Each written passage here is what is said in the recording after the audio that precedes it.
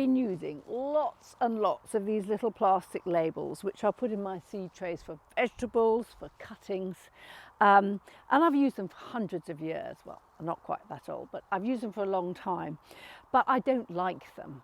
They're quite expensive and it's plastic and they litter the veg beds. So what I managed to do is I bought a box of these lolly sticks, and what I thought I'd do is just punch with my belt punch a hole in the top.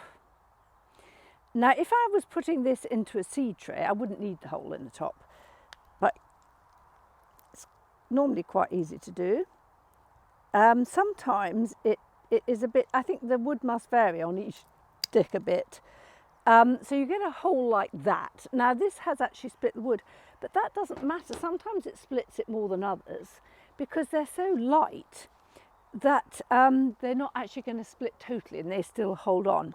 So if I was just putting this in my box cuttings, I'll just have this label and I would write box cuttings and the cultivar.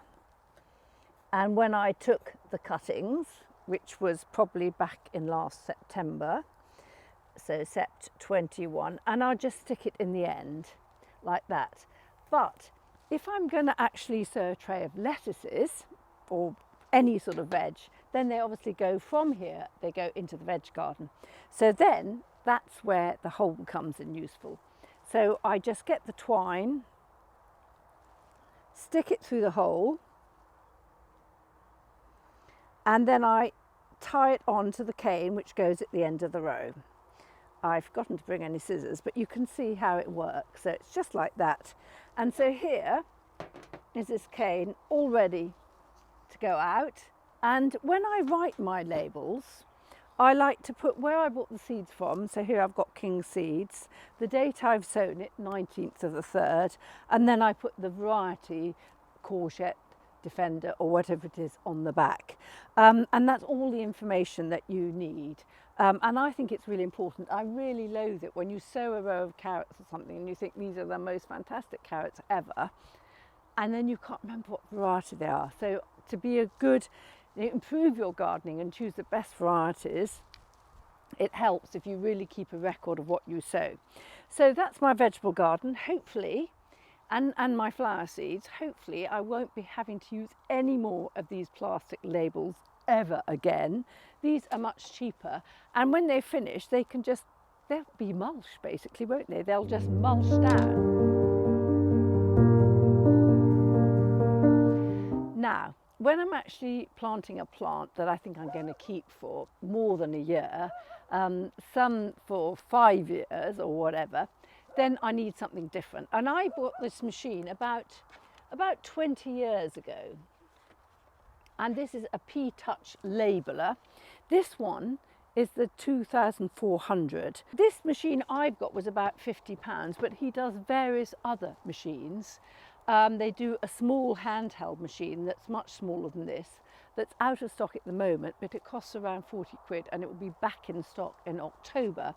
But he has got another machine that he's got in stock now, and that is really good too. You just print out the label and then you end up with the name on a sticky back label, and then you stick it onto something. Now I use these, I got my metal worker to make me up these metal labels, and they're galvanized, and then you just stick them on. Now it's amazing because at the show he had a jam jar full of water with a load of labels in, and they'd been in there for years and they were still sticking. So they're totally water resistant.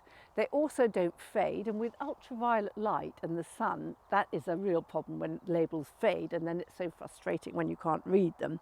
But these are really good. So I've got this eucalyptus here, which I've recently acquired, and it's Eucalyptus coccifera, and I've bought this to actually plant in my garden, and to use it as cut foliage. So I get to plant it in the garden, and then next year when the trunk's about the thickness of my wrist, or about 50 mil, I'll cut it to the ground on Eucalyptus Day, which in the UK is, I think, March the 15th, I think that's right.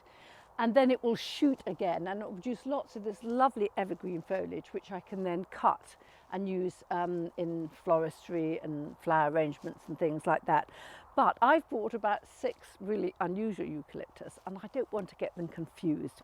So I'm going to just label this up here. So I turn the machine on, I've typed in eucalyptus, I type in space, and then I put in coccifera, C-O-C-C, it is coccifera, Cifera, I-F-E-R-A, and then I press, having pressed that in, I then press the print button and it spits out a copy.